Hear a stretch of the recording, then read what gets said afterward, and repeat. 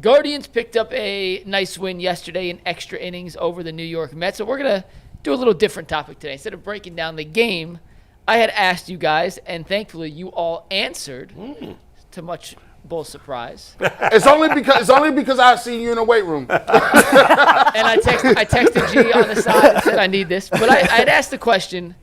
We're over 100 games in. We're about just shy of 3/4 of the way through the season. Mm-hmm.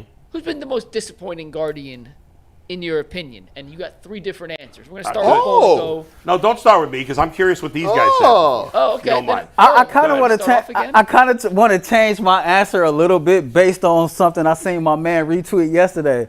I got to go with Stephen Vogt. At first it was going to be Bo Naylor, but it's got to be Stephen Vogt. Last year, man, I gave him so much praise because he's a rookie manager. You hire a veteran staff. You are open-minded as a leader. You don't have this stronghold mentality because I'm in charge, it's my way. Mm-hmm. And we had a successful season because of it. You fast forward this year and he's acting so damn stubborn about things that don't make sense. It's ridiculous. Mm-hmm. Like, you have this idea that only Steven Kwan and Jose Ramirez should get the opportunity to play every day. Man. Damn, somebody showing you Kyle Manzardo over the course of 11 games that they didn't earn more at bats, or I.L. Martinez when he was hot. Now, he's been in the lineup a lot lately. But you get guys in this platoon situation coming and going all the time, and you clearly are trying to force something that has not worked at all. And I thought about this, and I'm curious to know what you think. A guy that's on his staff is Sandy Alomar, who played for a version of this team, the Cleveland Indians, that were one of the best teams in baseball, that had a manager that didn't believe in platooning his damn players all the time. You would think, because of how this season has played out, that, you know what, maybe I should holler at Sandy and get his opinion on what was things like in the 90s when these situations was going on. I feel like Stephen Vogt has regressed tremendously. I feel like he doubled down on things that he has no business doubling down on. And his approach into, putting a quality lineup out there game by game has been very porous this season. Do you think, let me ask you this too, do you feel like the front office is telling him, hey, yo, we need this, how we gonna move with this? This how we gonna move with this. This guy gonna get these at bats. This guy gonna get. Is that a lot thing? of people have asked, but here's why I'm gonna say, even if it's true, I don't care at this point. It's not fair to Stephen Vogt, but because Jay, for example, has made Paul DePodesta the boogeyman. Everything the Browns do bad, he's just Paul DePodesta, and we don't know. So man, yes, there you go. He's the manager. He takes the blame. I love that answer, Earl. It's funny because when Mike first put that in the rundown, I thought about it for a second. I said my first answer was, it's definitely Vogt. So it's funny that you ended up picking Vogt. I ended up saying, let me pick a player instead because but I think Vogt's a great answer because I thought he did a good job last year, and I think he's done a bad job this year. Now they're playing better, but I think overall he's done a poor job this year. We have 5 minutes before we get our guest in, so Bolt, tell us who your answer ended up being. What about G's? No? Then we'll go G or whoever. Okay, G, go ahead. Well, listen, this is very easy. Yeah, it's Nolan Jones. And here's the reason. Answer. And here's the reason why Nolan Jones is so disrespectful. Go back to 2023. Now they moved on from him. He goes to the National League. Yeah. Over there, 20 home runs, 62 RBIs. But look at this. Look at this man's OPS, right? 931 OPS. Now this just goes to show you. This highlights 2 things.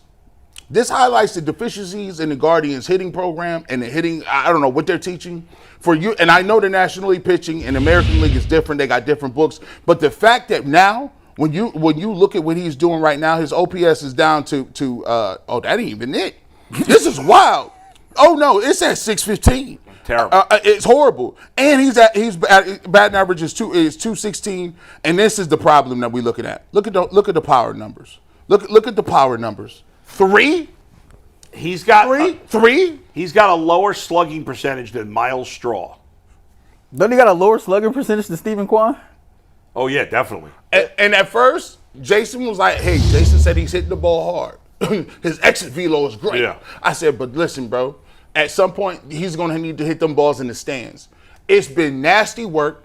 again, the Guardians have a power position in the corner outfield with no power, no slugging, no anything. Nope. I think it's the worst. I think it's by far the worst. And you got to go back to the drawing board and make sure even mad. It's worse because they won't bring up the guys that's in the farm system, and they keep trotting him back out here.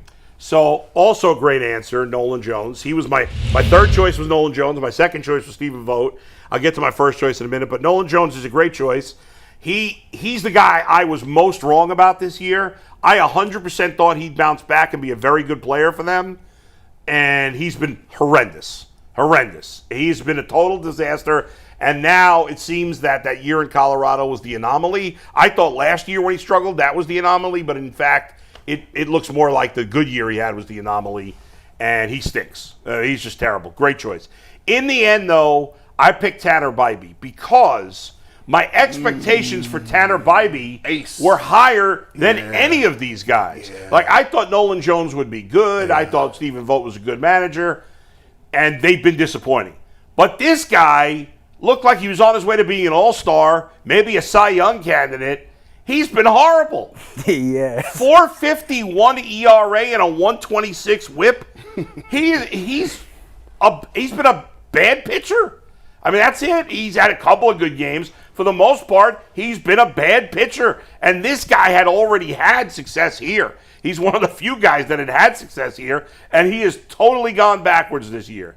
I saw somebody tweet yesterday, I don't remember who it was, that if they had to win one game right now, and it's the Guardians, that they'd start Slade Ciccone. And my first reaction was like, that's crazy. And then I'm like, well, I probably would too. I'd take Gavin Williams because I think he's under the radar, pitched well. But it's a fair argument. I'm certainly not taking Tanner Bibee right now. He's been terrible. I seen him get through 5 innings against that Mets lineup yesterday, so I would go with Slade over anybody right now too. Yeah, I can't argue that. Can you literally say, because I thought about this. Yeah. Was Shane Bieber their best pitcher? I mean, he hasn't pitched in 2 years, so I mean, just looking at what he did in the minors, assuming he's healthy, he probably would have been their best pitcher. That's an indictment. Probably. It would have been Shane, probably Slade. They would have still pitched Bibee in the playoffs, but he's been terrible.